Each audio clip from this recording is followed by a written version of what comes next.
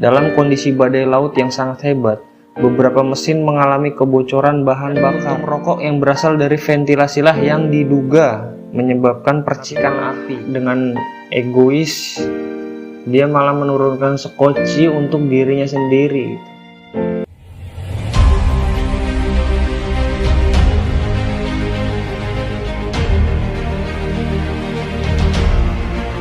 Assalamualaikum warahmatullahi wabarakatuh. Balik lagi di channel Cahyo Project, channel tentang pembahasan sejarah kejadian masa lalu. Kali ini kita bakalan membahas tentang tragedi KMP Tampo Mas II. Nah, sebelum kita lanjut ke inti videonya, kita doakan semoga para korban yang menjadi korban di dalam tragedi tersebut diberikan tempat terindah di sisi Tuhan, dan para keluarga yang ditinggalkan diberikan ketabahan. Langsung aja kita ke inti dari videonya.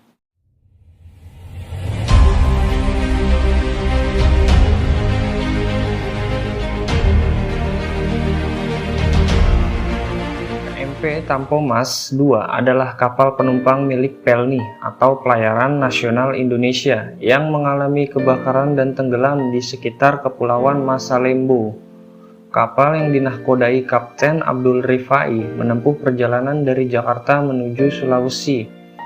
KMP Tampo Mas II bertolak dari dermaga Tanjung Priok pada hari Sabtu, tanggal 24 Januari 1981 pada pukul 19.00 waktu Indonesia bagian Barat.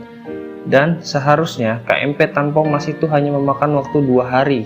Ketika ingin melakukan perjalanan, seorang ABK melapor ke kapten bahwa salah satu mesin kapal mengalami kerusakan sebelum berangkat. Kapal yang membawa puluhan kendaraan bermotor yang diletakkan di kardek. Berdasarkan data, terdapat 191 mobil dan 200 kendaraan bermotor yang berada di atas kapal.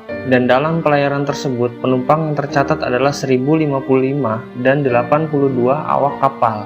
Dan pada tanggal 24 Januari malam, semua terlihat baik-baik saja.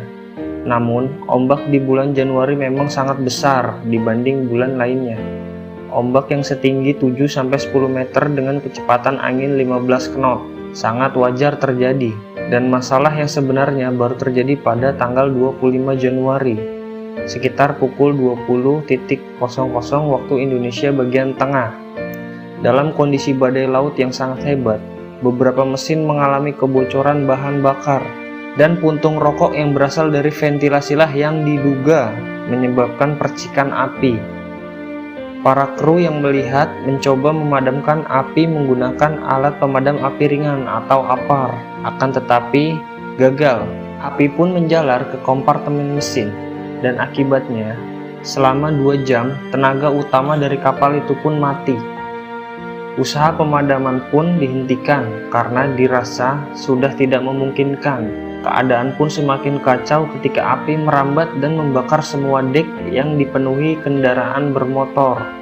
Para penumpang diperintah menuju dek atas dan langsung menaiki sekoci. Namun hal ini berlangsung sangat lambat dikarenakan hanya ada satu pintu yang bisa dilewati. Selebihnya itu memang sudah nggak memungkinkan untuk dilewati ya, karena api semakin menjalar gitu ya. Begitu berada di atas, para ABK dan mualim tidak ada yang memberitahu penumpang tentang di mana keberadaan sekoci. Bahkan beberapa ABK malah dengan egois menurunkan sekoci bagi dirinya sendiri.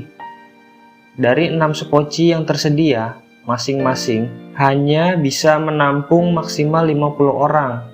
Sebagian penumpang pun nekat terjun bebas ke laut, dan sebagian menunggu dengan panik pertolongan selanjutnya. Kapal lain yang pertama melakukan pertolongan adalah KM Sangihe, dan pada tanggal 26 Januari terjadilah ledakan besar di ruang mesin, hingga membuat ruang propeller dan ruang generator turut pula dipenuhi air laut. Dan pada akhirnya pada tanggal 27 Januari 1981, pukul 12:45 KMP Tampo Mas dinyatakan tenggelam di dasar Laut Jawa bersama 288 korban tewas di dek bawah. Kapten Abdul Rifai termasuk yang terakhir meninggalkan kapal. Sebelumnya, Kapten sempat mengirimkan pesan kepada nahkoda KM Sangihe untuk mengirimkan air dan makanan, karena saya akan tetap berada di kapal sampai detik terakhir. Gila, bayangin gimana ya kondisi para penumpang pada waktu itu ya, di tengah lautan yang nggak tahu di mana itu, yang sangat jauh dari daratan. Kapal yang ditaikinya itu mengalami kebakaran, dan yang lebih parahnya lagi itu para ABK yang seharusnya mengutamakan penumpangnya terlebih dahulu, atau ya setidaknya gitulah ya, mengutamakan perempuan dan anak-anak dulu, tapi malah dengan egois dia malah menurunkan sekoci untuk dirinya sendiri. Dan yang membuat gua salut ini adalah sang nahkodanya gitu ya, karena beliau itu menurut gue dengan seorang kesatria ya, bermental kesatria, dia merasa bahwa dia yang bertanggung jawab untuk para penumpang. Makanya dia yang terakhir, sampai detik-detik terakhir dia pun masih ada di situ.